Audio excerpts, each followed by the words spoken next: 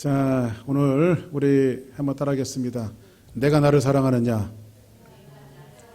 내가 나를 사랑하느냐? 자, 이제 오늘은 이제 질문 시리즈 마지막 메시지고, 이제 다음 주부터는 또 다른 타이틀을 가지고 여러분들과 함께 은혜를 나누도록 하겠습니다. 자, 우리가 이제 질문 시리즈를 가지고 여러분들에게 말씀드렸는데, 첫 번째는 뭐였죠? 내가 어디 있느냐? 아담을 부르시는 장면이었죠. 두 번째로는 뭐였죠? 내 이름이 무엇이냐? 야곱의 이름을 물어보는 그러한 대목이었습니다. 세 번째로는 모세에게 내 손에 잡은 것이 뭡니까? 지팡이입니다.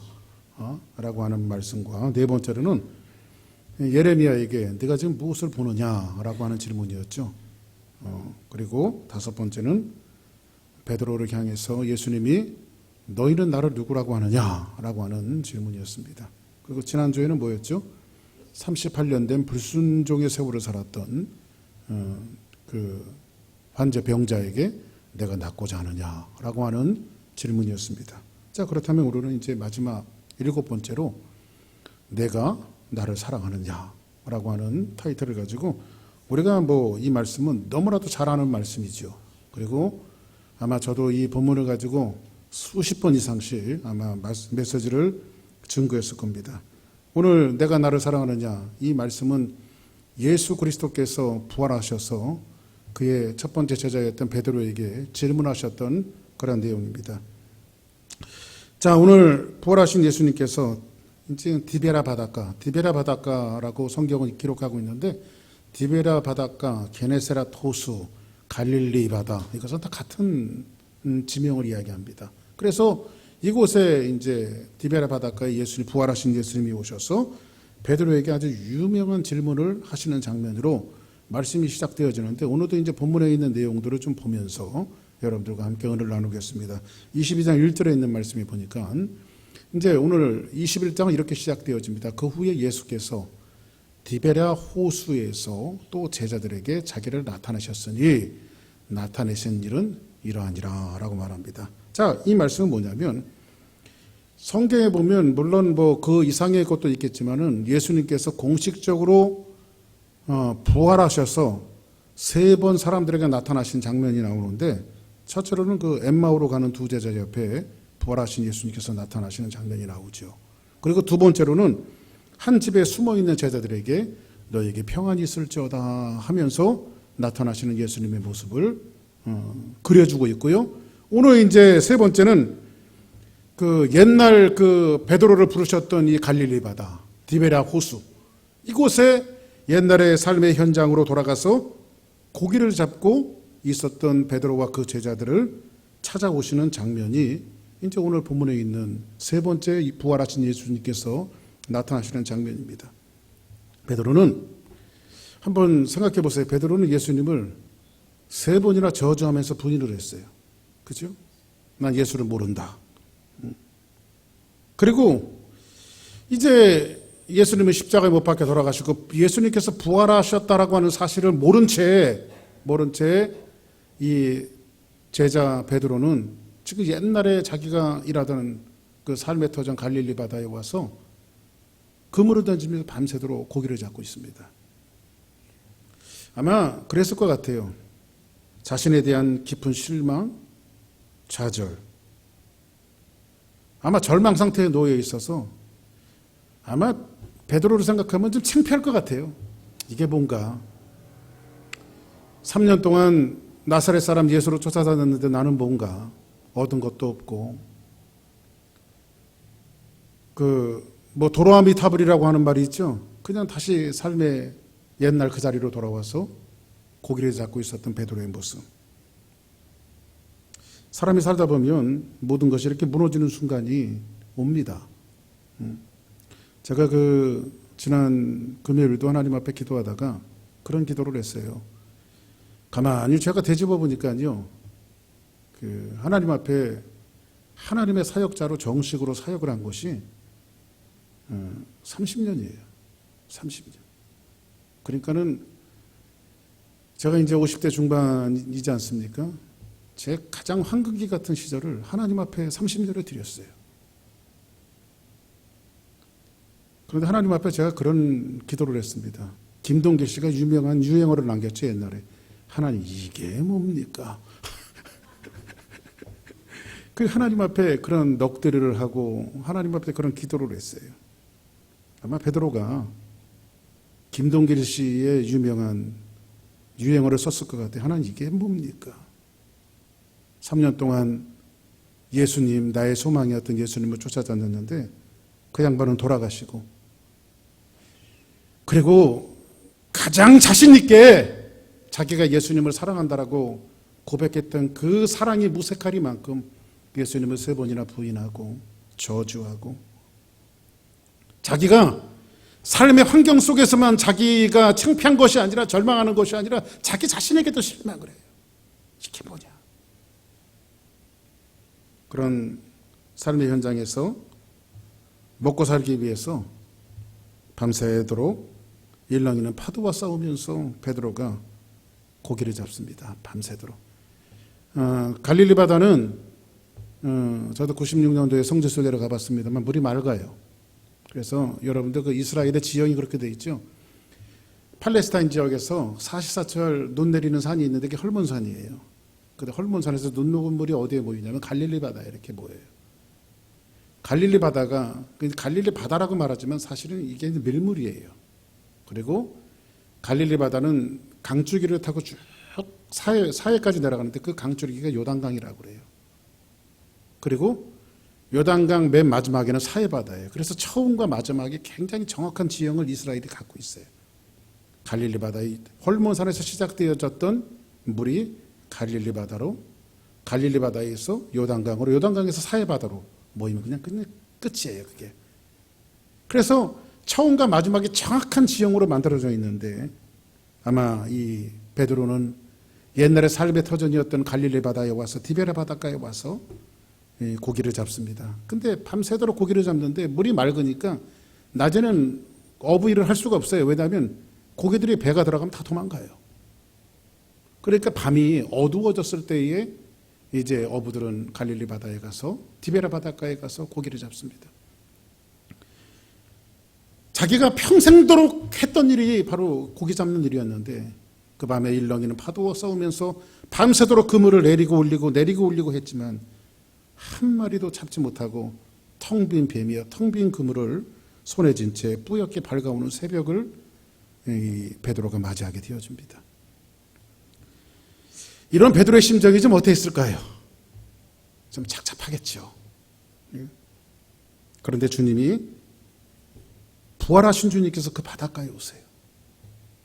그리고 베드로에게 뭔가를 질문을 하십니다.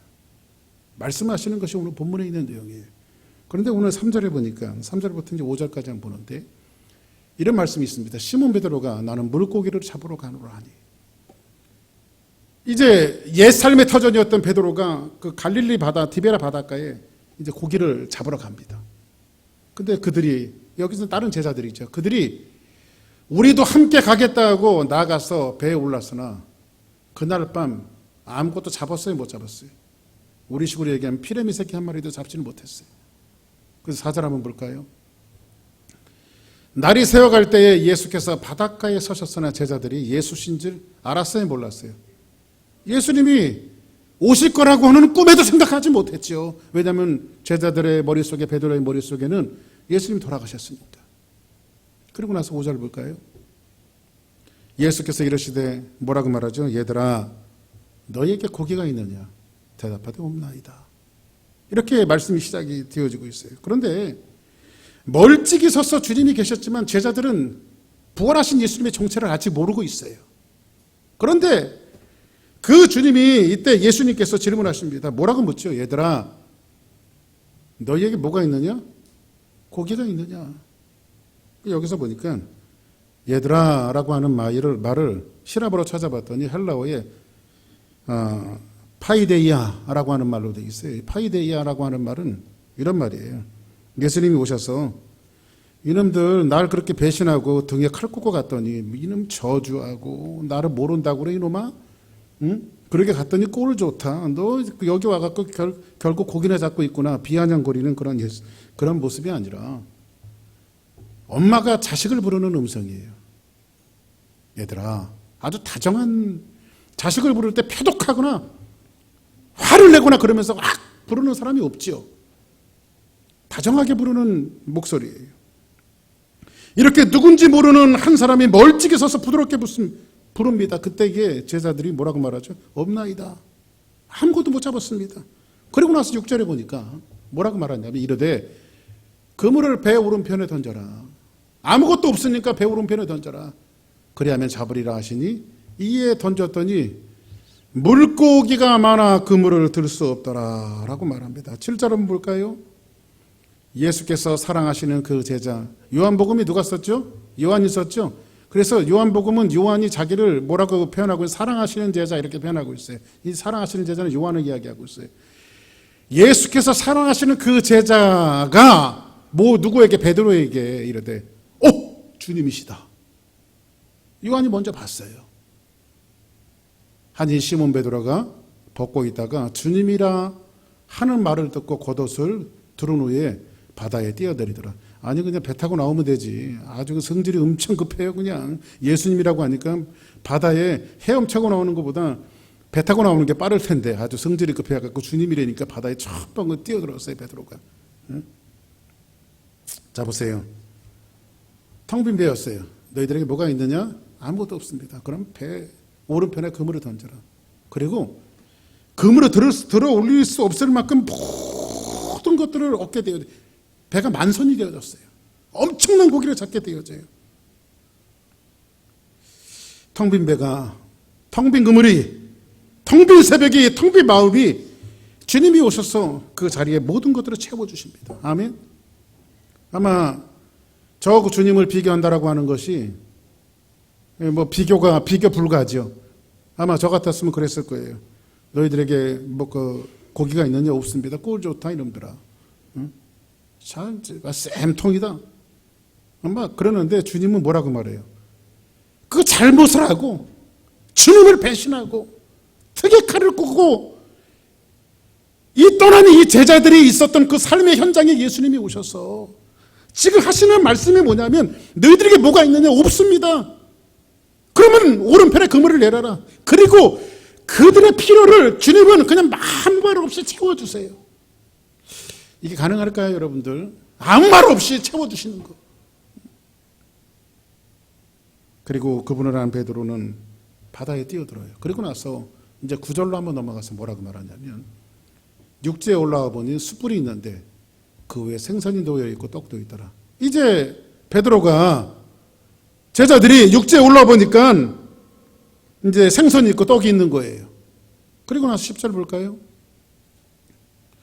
예수께서 이르시되 지금 잡은 생선을 좀 가져오라 하시니 그 다음 11절 시몬 베드로가 올라가서 그물을 육지에 끌어올리니 가득히 찬 물고기가 몇 마리가 있었어요? 153마리 153. 이거 이제 조금 이따 제가 말씀드릴게요. 여기 여러분들 그 한국 볼펜 중에 모나미 볼펜 보면 153이 있죠. 예? 그 153이 여기서 창안해낸 거예요. 여기서. 그 회사가 다 망해가지고 이것이 사실이냐 아니냐가 중요한 게 아니라 그분 신앙이 다 망해가던 학용품 회사를 이 말씀에서 착안해갖고 하나님께서 내게 복을 주실 것이다 해갖고 그 모나미 볼펜에도 153을 써놨는데 거기에 그때 그 볼펜 갖고 살아났는데 지금도 그 볼펜이 나와요. 153 써있는 볼펜. 저한테도 있으니까 가지고 싶은 분들은 저한테 찾아오시면 제가 한 자루씩 153이 적혀있는 볼펜을 제가 기념으로 한 자루씩 드리겠습니다. 153마리가 3마리라 이같이 많으나 그물이 뭐하지 아니하였더라? 찢어지지 아니하였더라. 그 다음 예수께서 이르시되 와서 조반을 먹으라 하시니 이제 아침을 주시는 거예요. 제자들이 주님이신 줄 아는 거로 딱 보니까 주님이에요. 예수님이에요. 아는 거로 누가 감히 예수님 맞습니까? 라고 물어보는 사람이 없는 거예요. 지금. 그 다음 13절 볼까요? 예수께서 가셔서 떡을 가져다가 그들에게 주시고 생선도 그와 같이 하시니라 이렇게 말합니다.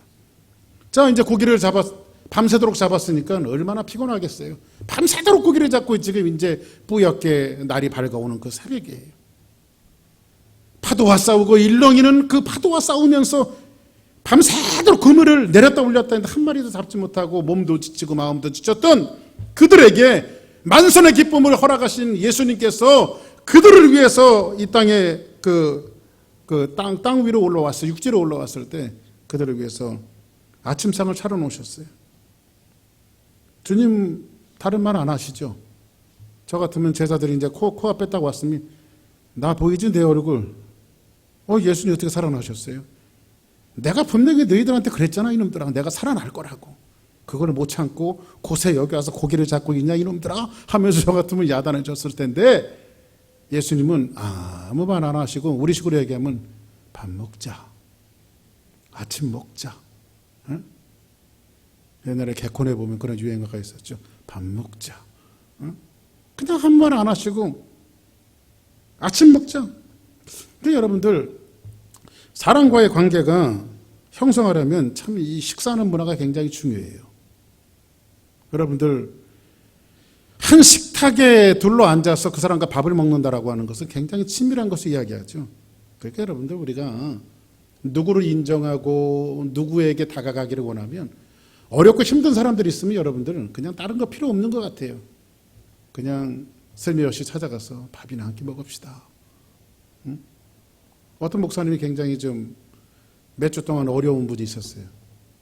그래서 제가 전화해 갖고 그랬습니다. 그거 다 괜찮아지면 내가 고기 사줄게 그랬어요. 고기 사줄게. 그랬더니 되게 좋아하더라고요. 되게 좋아해요.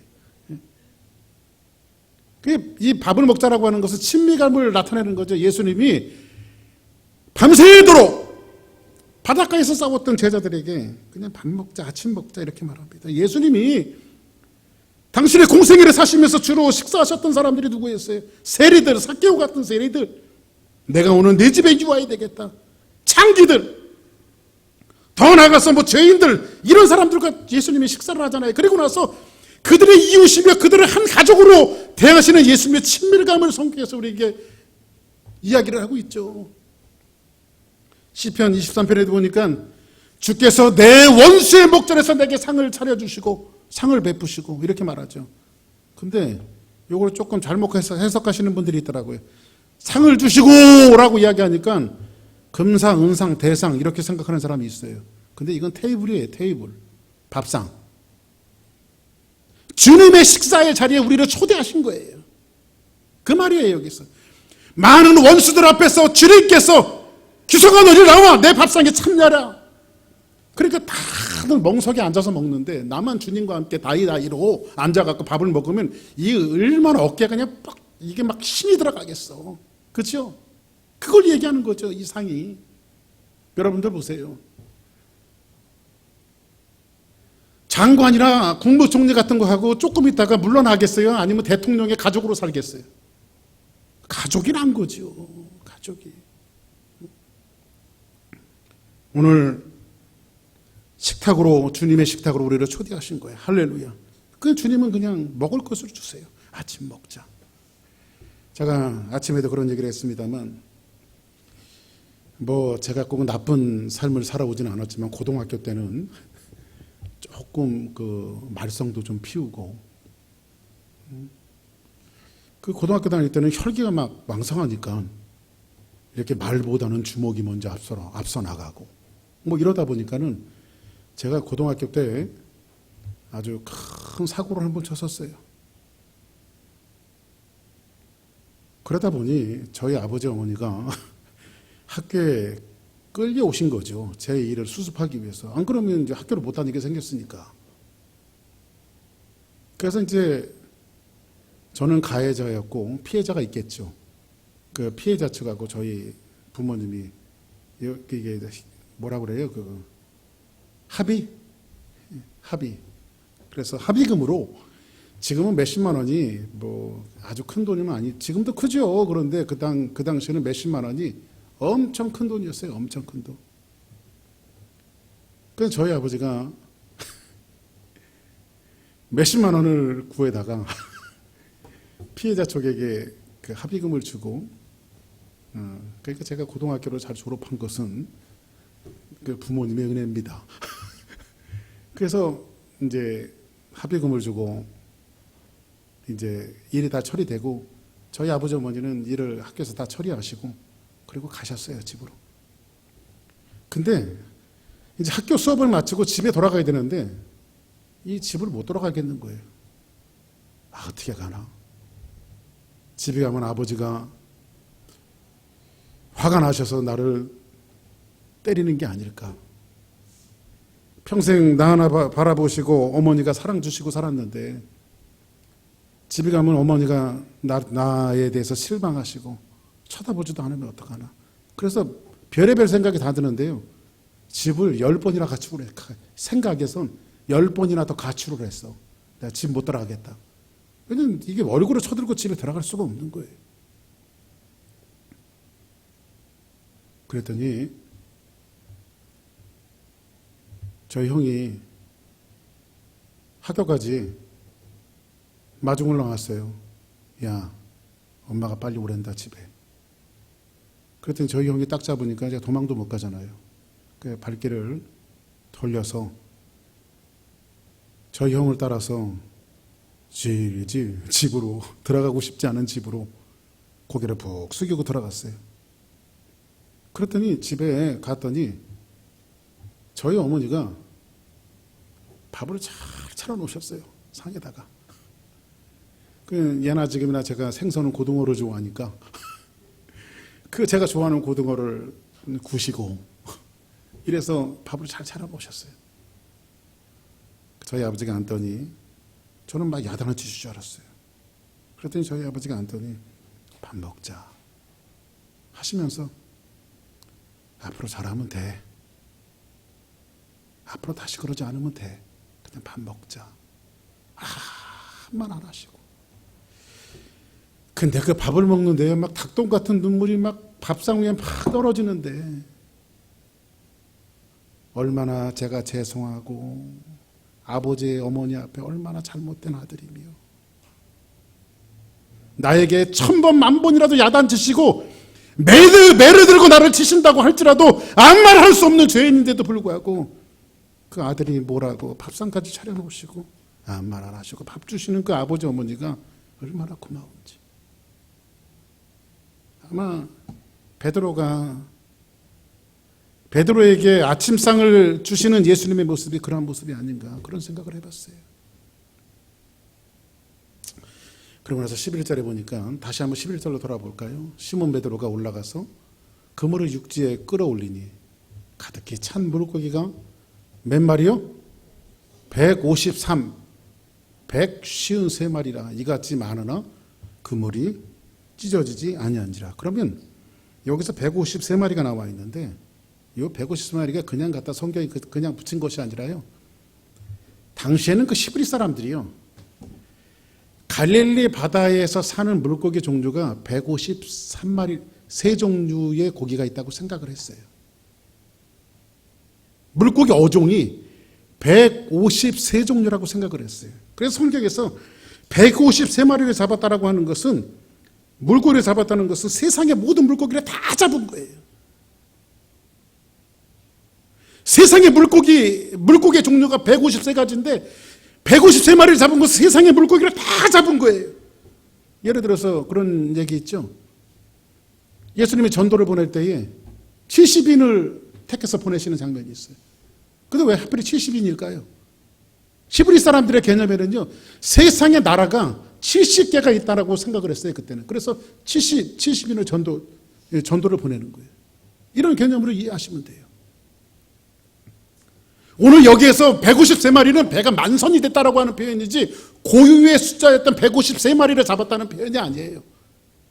세상의 모든 고기를 다 잡았다는 거예요. 그러면 이 말씀은 뭐냐면, 이 말씀 속에서 우리에게 주님께서 주시는 메시지는 뭐냐면, 너는 나를 배신하고 너는 나에게 등에서 칼 꽂고 나를 떠나갔지만은 나는 너를 회복시켜서 세상의 모든 고기가 153마리가 되는 것처럼 내가 세상 모든 영혼들을 너를 통해서 교회를 세우고 그 교회를 통해서 세상의 모든 열방들을 내가 내 안으로 이끌겠다라고 하는 주님의 의지를 말씀 속에서 보여주고 있는 거예요.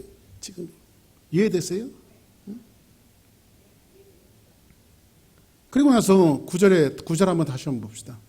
육지에 올라오니 숯불이 있는데 그 위에 생선이 놓여 있고 떡도 있더라. 그 다음 10절 예수께서 이르시되 와서 조반을 먹으라 하시니 제자들이 주님이신 줄 아는 거로 당신이 누구냐고 감히 묻는 자가 없더라. 자, 그러면 오늘 여기서 보니까 한 가지 그림 언어가 있어요.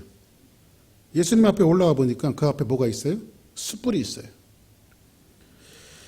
베드로가 예수님을 모른다고 부인했던 삶의 현장이 어디였어요? 그 바로 숯불 앞이었죠. 한번 성경 볼까? 같은 말로 쓰여졌는데 요한복음 18장에 보면 이런 말씀이 있어요. 그때에 추운 고로, 이 가야바의 뜰에 있었을 때예요. 예수님이 이제 불법한 재판을 받는 가야바의 뜰에 있었을 때에 추운 고로 종과 아랫 사람들이 불을 피우고 서서 쬐니 베드로도 함께 서서 쬐더라. 여기서 불을 쬐다라고 하는 이 불이 원문에 보면 숯불로 되어 있어요. 같은 숯불이에요. 그러니까 이 숯불 앞에서 예수님을 모른다고 저주하면서 부인했던 그 삶의 현장이에요. 근데 딱 6절에서 올라와 보니까 예수님이 숯불을 켜놓고 숯불을 봤을 때 무슨 생각이 들었을까요? 그래서 여러분들, 베드로가, 어떤 목사님 그런 얘기 하더라고요. 평생 살면서 베드로가 두 가지 공포증이 있었대요. 그 트라우마가 있었는데, 하나는 숯불 공포증, 하나는 닭소리 공포증. 숯불만 보면 내가 이 앞에서 주님을 부인했는데, 새벽에 나가기 싫어. 막 귀찮을 때마다 닭이 울리면 깜짝 놀라갖고 베드로가 일어나는 거예요. 내가 저 닭이 울기 전에 예수님을 부인했는데. 그래서 베드로가 그렇게 새벽 기도를 열심히 했다라고 하는 풍문입니다. 왜냐하면 닭이 꼭 새벽에 우니까. 주님을 부인했던 그 삶의 현장이 어디였어요? 바로 성경에 오늘 보니까는 베드로가 가야바에 들어서 주님을 부인했어요. 근데 하나님께서는요, 옛날에 우리의 죄를 그냥 아무개야 네 죄 그냥 없던 거로 하고 그냥 끝내자 이렇게 하시는 분이 아니라, 내 삶의 자리가 어디서 비틀려졌고 내가 어디서부터 잘못됐는지 정확하게 하나님은 알려주세요. 그거를요, 정확하게. 그것을 알아야 거기서부터 다시 출발해야 진정한 회복의 길이 열릴 수가 있어요. 내가 어디서부터 틀려졌으며, 내가 어디서부터 잘못된 삶을 살았으며, 내가 어디서부터 하나님과의 관계가 잘못 설정이 되어졌는가를 주님은 그 삶의 현장으로 다시 우리를 돌이키시는 거예요. 베드로를 지금 거기다 갖다 놓으셨어요. 지금요.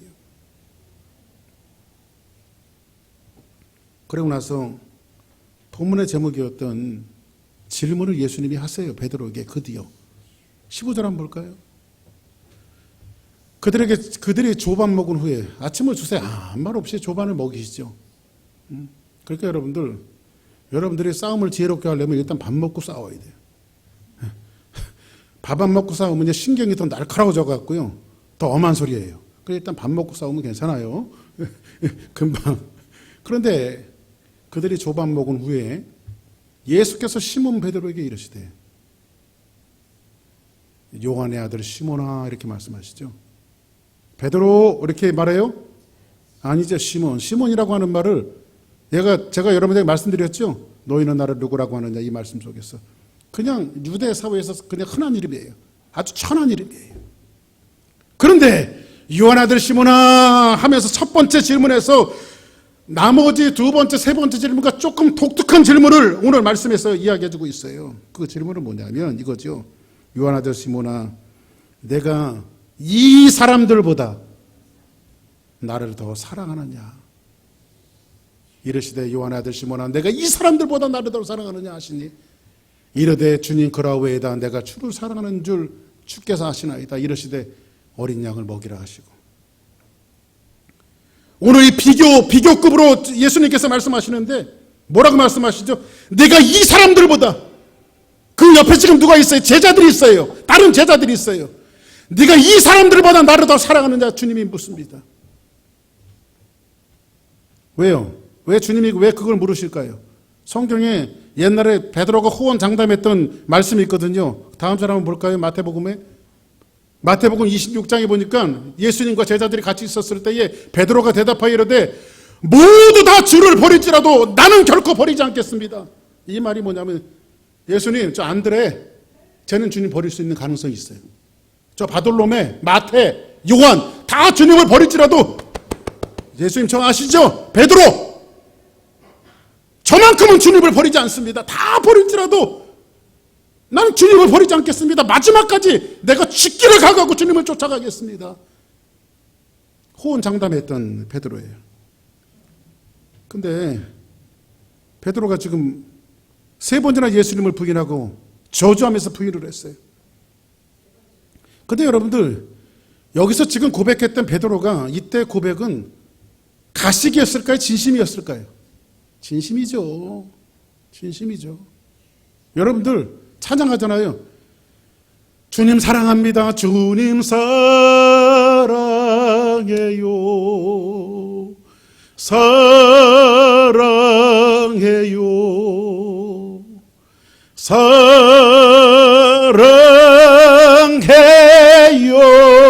주님 사랑해요. 이 찬양 제가 굉장히 좋아하는 찬양이거든. 근데 요 후렴구잖아요. 제가 거의 눈물을 흘려요. 왜? 주님 사랑하니까. 근데 여러분들 그런 찬양하면서 눈시울이 적셔지고 진심으로 찬양 드리고 주님 정말 저 주님 사랑해요. 그런 고백이 여러분들에게 있었어요? 없었어요? 있었죠. 그때 사랑한다라고 말할 때 진심이에요? 가식이에요? 진심이죠. 진심이죠. 근데 베드로는요, 자기 수준을 몰랐어요. 이거 말할 때는 자기 신앙의 수준을 몰랐어요. 그러나 그때 이를 상기시키면서 주님이 뭐라고 질문하셨냐면, 내가 이 사람들보다, 여기 있는 제자들보다 정말 나를 사랑하니? 이렇게 묻는 거예요. 근데 원문에 보니까 우리 사랑은요, 우리말 성경에는 전부 다 사랑으로, 그냥 러브로 다 하나로 다 번역해놨어요. 사랑으로만 번역해놨어요. 근데 원문에 보면요, 성경에 나와 있는 사랑이 3가지 사랑을 이야기하고 있는데, 첫 번째 사랑 아가페예요. 신적인 사랑이에요. 그 다음에 두 번째는 필로스. 이 사랑인데, 이거는 지적인 교감이 되어지는 사랑이에요. 아, 저 친구, 정말 저 친구를 위해서는 내가 목숨을 버릴 수 있어. 라고 하는 이런 어떤 지적인 교감, 이런 것들이 맞았을 때 그를 사랑하게 되어지는 이런 사랑이에요. 부부도 마찬가지겠죠. 그 다음에 맨 마지막 에로스 사랑, 육체적인 사랑이 있어요. 근데 우리는 사랑으로 다 번역해놨어요. 근데 오늘 예수님께서 내가 나를 사랑하느냐, 내가 나를 사랑하느냐, 내가 나를 사랑하느냐 3번 질문하시는데 이 질문의 내용이 다 틀려요.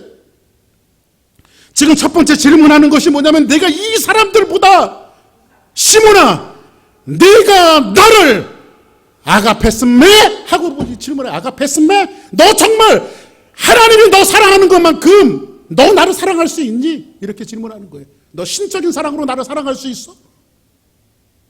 왜 옛날에 이 베드로가 뭐라고 그랬어요?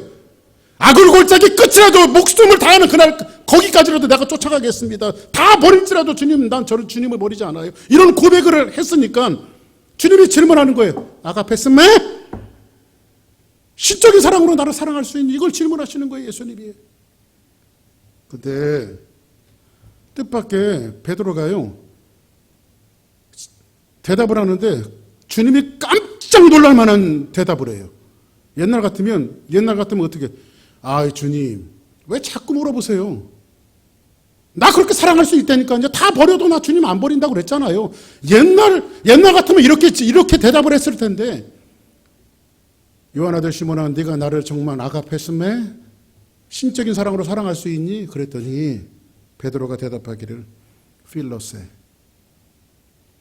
주님, 하나님이 나 사랑하는 사랑, 그 신적인 사랑으로 난 사랑할 수 없고, 베드로가 자기 마음속에 협상을 해갖고 꺼내놨던 말이 필로세예요.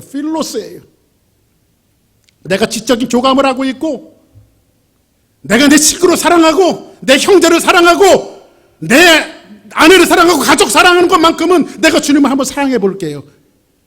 자기 마음속에 조금 낮아진 이 협상을 한 거예요. 그러니까 주님이 깜짝 놀래요. 저는 봐라, 저거 베드로가 아니네. 옛날 같으면 내가 그렇게 사랑할 수 있다고 또 대답할 텐데, 베드로가 이상하네. 그래서 예수님이 2번째 질문을 하시는 거예요. 다시 한번 확인하시는 거예요. 시몬, 아가페스메? 너 진짜 신적인 사랑으로 나를 사랑할 수 있니? 이거를 되물어 보시는 거예요. 한번 확인하시면서 되물어 보시는 거예요. 그랬더니 베드로의 대답은 필로세. 자기가 주님 나 사랑하는 것만큼 사랑할 수 없고요. 이 정도는 한번 사랑할 수 있습니다라고 필로세를 이야기해요. 자기 마음속에 꺼내놨던 사랑. 근데 예수님이 그 필로세의 사랑으로 마지막 질문은 이런 거예요. 필로스메, 자기가 베드로가 꺼내놨던 협상에서 꺼내놨던 것이 뭐예요? 필로스죠. 그래도 예수님이 마지막에는 필로스메 이렇게 물어요. 그랬더니 이 대답 앞에 베드로가 무너지잖아요. 무너져요. 17절 한번 볼까요? 그거 넘으세요. 세 번째 이르시되 요한 아들 시몬아 내가 나를 사랑하느냐 하시니 주께서 세 번째 나를 사랑하느냐 하심으로 베드로가 근심하여 이르되 주님 모든 것을 아시오매 내가 주님을 사랑하는 줄을 주님께서 아시나이다. 예수께서 이르시되 내 양을 먹이라 하시고.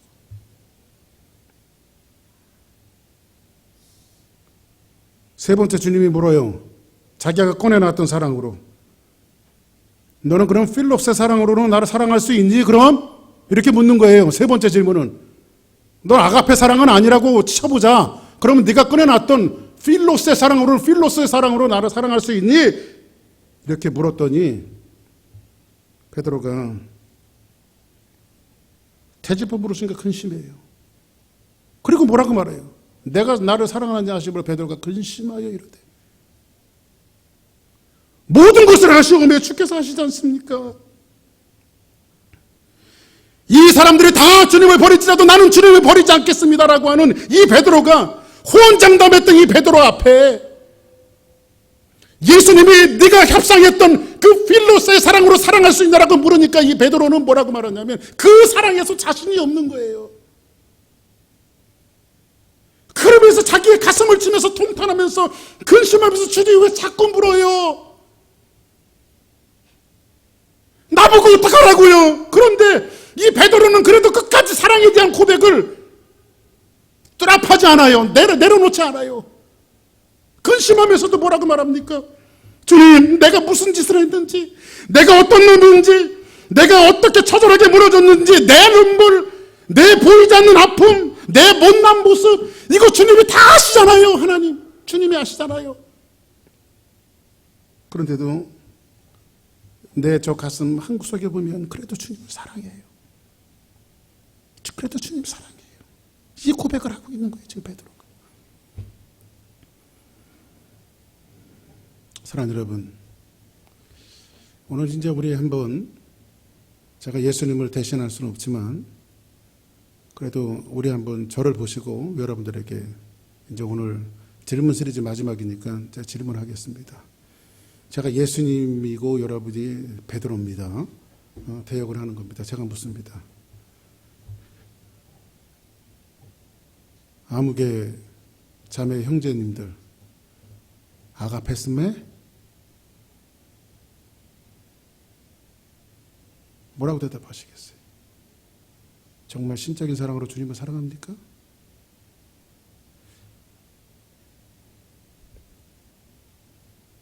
그 필로스메? 여러분 자식들, 남편들, 아내들 사랑하는 것만큼 사랑할 수 있어요? 주님이 그거보다 못합니까? 여러분에게 주님이 그런 존재예요. 주님이 그거밖에 안 됩니까?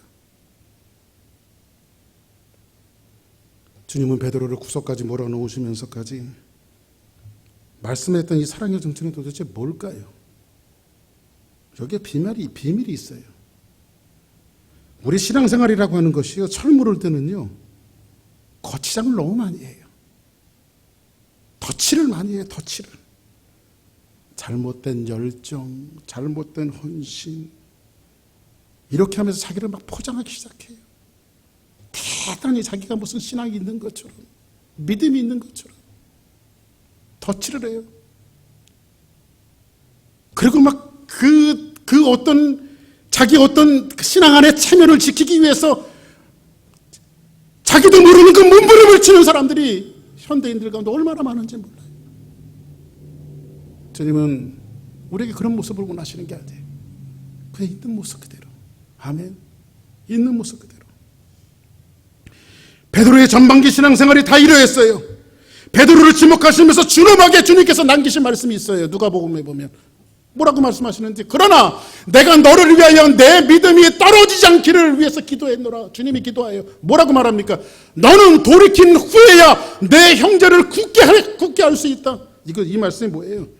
네가 완전히 바닥을 쳐봐야, 네가 진짜 밑바닥까지 내려가 봐야 진짜 주님의 사랑이 무엇인지를 네가 그때 알게 될 것이다. 정말 바닥을 쳐봐야 그 어머니 아버지가 나를 얼마나 사랑했는지, 그 주님이 나를 얼마나 사랑했는지 바닥까지 내려가 봐야 그 사랑을 느낄 수가 있다니까요. 그러기 위해서 주님은 기꺼이 바닥까지 우리를 내리세요. 왜? 주님과 우리의 사랑보다 더 소중한 것은 이 땅에 없어요. 아무것도 없어요. 신앙이 어디서부터 출발하는지 아십니까? 신앙이 어디서부터 출발하세요? 아, 나는 정말 어찌할 수 없는 사람이구나. 내가 할 수 있는 것은 아무것도 없구나. 내 속에는 0.1%의 가능성도 없구나. 그래서 내 속에서 주님을 사랑할 수 있는 힘이 없다라고 하는 것을 스스로 느낄 때, 여러분이 여러분 스스로가 주님을 사랑하려고 했어요. 여러분이 몸들이고 마음들이고 헌신하고 그런 모든 것들을 왜 처절하게 무너져 내리는지 아십니까? 신앙생활 하다가 사랑의 관계가 잘못돼서 그래요. 여러분이 주님을 사랑하려고 그랬어요. 내 힘으로 주님을 자꾸 사랑하려고 그래요. 내 힘으로 주님을 자꾸 사랑하려고 그래요. 내 힘으로 자꾸 하나님을 사랑하려고 그래요. 그러나 우리 안에는 뭔가를 사랑할 수 있는 그 힘이 없어요. 우리에게는요. 예? 누구를 사랑해요 우리가요? 부부지간에도 너 죽고 나 죽고 너 없으면 못 산다라고 이야기하지만 그 사랑도 물거품처럼 무너지는 거 아닙니까? 그렇죠?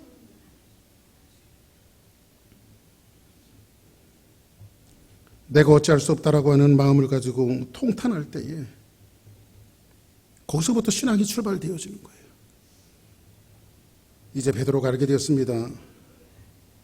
뭘 알게 됐냐면, 아, 내 속에는 주님을 사랑할 수 있는 힘이 없다는 걸. 내가 주님을 사랑한다라고 말했지만, 아, 내 힘이, 내 에너지가, 내 능력이 주님을 사랑할 수 없다는 걸 알게 됐어요. 그러면 어떻게 사랑할까요? 사랑할 수 있는 방법을 알아야 되잖아요. 사랑도 사랑할 수 있는 방법을 알아야지 무턱대고 사랑하면 안 돼요. 무턱대고 사랑하면 옛날 우리 어릴 때 국어책에서 배웠던 여우와 두루미식이에요.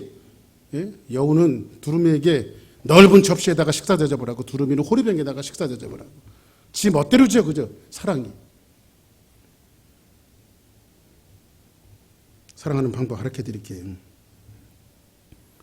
사랑하는 방법은 주님이 나를 얼마나 사랑하는가를 바로하는 거예요. 누군가 나에게 벅찬 사랑을 준다면 그 사랑을 잊어버릴 수가 없죠. 그렇죠? 누군가 나에게 손을 잡아주었으면 그 사랑을 잊을 수가 없어요. 저는요, 목회할 때요, 한국에서 목회할 때 정말 초창기 때 목회할 때요, 제가 언젠가 한번 간증한 적 있나요?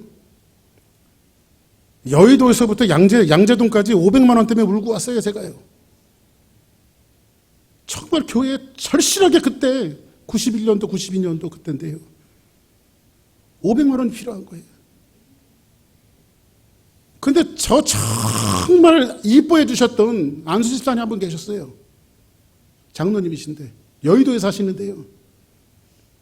이분이면 내 목회의 어려움과 힘듦을 이분이면 이게 등 돌리지 않을 거다 하는 확신을 가지고, 진짜 이게 돈 달라는 게요 죽기보다 싫더라고요. 그런데도 뭐 교회 때문에 할 수 없이 제가 가서 손을 내밀었어요. 손을 내밀었더니 한참 이런저런 얘기를 이분이 하시더니 저한테 돈을 봉투를 하나 주세요. 그러면서 그때 전도사 때인데 전도사님 10만 원입니다. 차비하세요. 나는 500만 원 달라 했더니 10만 원 차비하라고 주더라고. 근데 그 뒤를 나오는데요, 뒷꼭지가요 얼마나 민망하고 쑤시고 막 아dom의 치유가 여기서 나왔나 봐. 안 입고 더럽고 매 씻고 찌싸고 유치하고 막. 그러면 지구멍이라도 있으면 막 들어가고 싶고요. 그리고 나 하나님 앞에 그리고 기도해서 하나님 다시는 내가 돈 얘기 안 합니다. 제가 목회하면서 다시는 돈 얘기 안 합니다. 그래서 그 아파트 이렇게 들어왔는데 지금은 문이 좋지만은요. 옛날에는 이렇게 아파트 문이 이렇게 있으면요. 계단이 이렇게 옛날에 계단 지금은 뭐 엘리베이터 잘 돼 있지 옛날에 계단이잖아요. 계단 내려가다가 층계 거기서 배웅해 주니까 층계 계단 2층 내려갔다가 다시 올라왔어요. 그래가지고 그 봉투를요. 그 사이에다가 다 끼워놓고 내가 이거 받고 받았다는 소리 듣고 싶지 않아 갖고 사이에다 끼워놓고 돌아왔어요 제가. 그래서 그때는요 여의도에서부터 양재동까지요. 거기 옛날에는 그 길이 멀었어요. 근데 거기를 미친놈처럼 혼자 울면서 갔어요. 울면서 하나님 내가 내 입에 들어가는 밥 달라고 한 것도 아니고 교회 일을 하려고 하는데 하나님 왜 이런 일이 있습니까? 하나님 참 세상 더럽네요. 그때 표현이야. 세상 참 더럽네요. 이러면서 제가 양재동까지 왔는데 양재동 그 옆에 우면동이 있어요. 우면동에서 제가 전도한 분이 있어요. 시장에서 일하시던 분인데 제가 전도한 분이 있는데 이분은 아주 개팍한 분이에요. 그 술을 얼마나 좋아하냐면요. 쌀밥을 술에 말아 먹어 소주에다가 아주 그렇게 술을 좋아하시던 분인데 제가 전도를 해서 예수를 믿게 되어졌고 그분이 이제 그런 신발 장사 같은 걸 했거든요. 재래시장에서. 근데 이분이 다시 이렇게 제대로 돌아와서 이제 그 우면동에다가 제대로 된 사업체를 조그맣게 하나 차려갖고 거기서 시작을 직원들 그저 서너 명 두고 돈은 있는 분이라 신발 가게를 다 정리하고 온 김에 한참 못 뵀으니까 인사라도 하고 가야 되겠다 해갖고 그 사업체를 갔더니 한번 생각해보세요. 여의도에서부터 양재동까지 울고 왔으니 눈탱이가 이게 안 벗겠냐고 이렇게. 그런데 제가 막 화장실에 가서 세수를 하고 정리를 하고 수습을 하고 갔는데도 가만히 이렇게 보더니 전사님 우셨어요? 그래. 아니 내가 왜 울어요? 시침이 딱 됐죠. 아유 우신 것 같은데요. 그랬더니 그렇다고 전도사님 오시면 제가 뭐 하나 드릴 거 있었다고 뭔데요? 그랬더니 제가 구두를 하나 사놨어요. 그래서 내 발 사이즈를 어떻게 하고 구두를 사놓으셨어요? 옛날에 밥 먹을 때 자기가 제 구두에다가 발을 놓았대요. 그래가지고 대충 이 정도 신발 장사하던 양반이라 대충 이 정도 사이즈가 될 거다 해갖고 저를 주려고 구두를 하나 사놓으신 거예요. 그래도 고맙게 구두를 받고 기도를 해주는데 전사님 어려움이 있으면 저한테 한 번만 얘기해 주세요. 그랬더니 여차저차 해서 그래 이랬다고. 그랬더니 이분이 전사님 그런 거 있으면 저한테 얘기하시죠. 그랬더니 그 자리에서 직원 보내더니요 500만 원을 찾아갖고 저한테 주시는 거예요. 지금도 만나잖아요. 그분이. 평생 잊을 수가 없어요. 평생. 그분이 저한테 베풀어줬던 사랑에 대해서는 평생 잊을 수가 없어요. 목회하다 보면요 수많은 그런 사람들이 있어요. 목회자의 마음속에 사랑의 불을 던지는 사람들이 있어요. 그런 사람들 때문에 앉았다 또 일어나고 쓰러졌다 또 일어나게 되더라고요. 그것이 사랑이에요. 믿음이에요.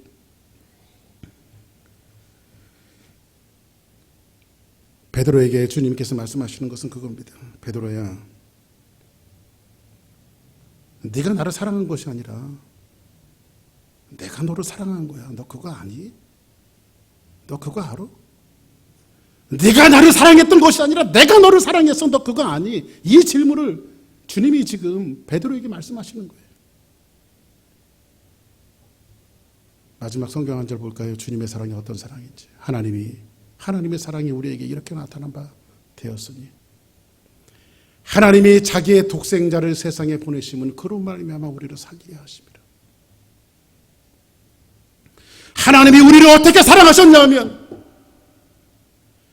이 박기석이가 죽지 못하게 하기 위해서, 여러분들이 죽지 못하게 하기 위해서 하나님의 독생자 한 분밖에 없는 예수 그리스도를 인간의 몸을 입혀서 이 땅에 보내시고 화목제물로 들여서 여러분들과 저를 살리셨다고요. 그 사랑 압니까 여러분들이? 네? 그 사랑 압니까? 그 사랑 앞에 무슨 더 계산이 필요해요 여러분들? 무슨 수식어가 더 필요합니까? 10절에 뭐라고 이야기하고 있습니까? 다음 절 한번 보세요. 10절. 사랑은 여기 있으니 우리가 하나님을 사랑한 것이 아니요 하나님이 우리를 사랑하사 우리 죄를 속하기 위하여 화목제물로 제물로 그 아들을 보내셨도다. 오늘 바닷가에 오셔서 주님이 말씀하시는 이 사랑에 대한 초대를 들으시기 바랍니다. 사랑하는 여러분, 여러분이 주님을 사랑한 것이 아니라 하나님이 여러분들을 사랑하셨어요. 하나님이 세상을 이처럼 사랑하사 독생자를 주셨으니 이는 저를 믿는 자마다 멸망하지 않고 영생을 얻게 하려 하십니다. 누가 여러분들을 위해서 생명을 대신 내어줄 수 있어요? 근데 하나님 하셨잖아요. 여기에 여러분들이 조금 하나님 앞에 헌신했다고 그 사랑이 낱날 수가 있나요? 여러분들이 하나님 앞에 헌금했다고 그것이 낱날 수가 있나요? 여기에 무슨 계산이 필요해요? 그 주님의 사랑 앞에 여러분, 제가 주님을 사랑합니다, 이게 아니라 주님이 나를 사랑하셔서 그 사랑에 보답하는 삶을 살겠습니다. 이게 맞지 않나요, 여러분들?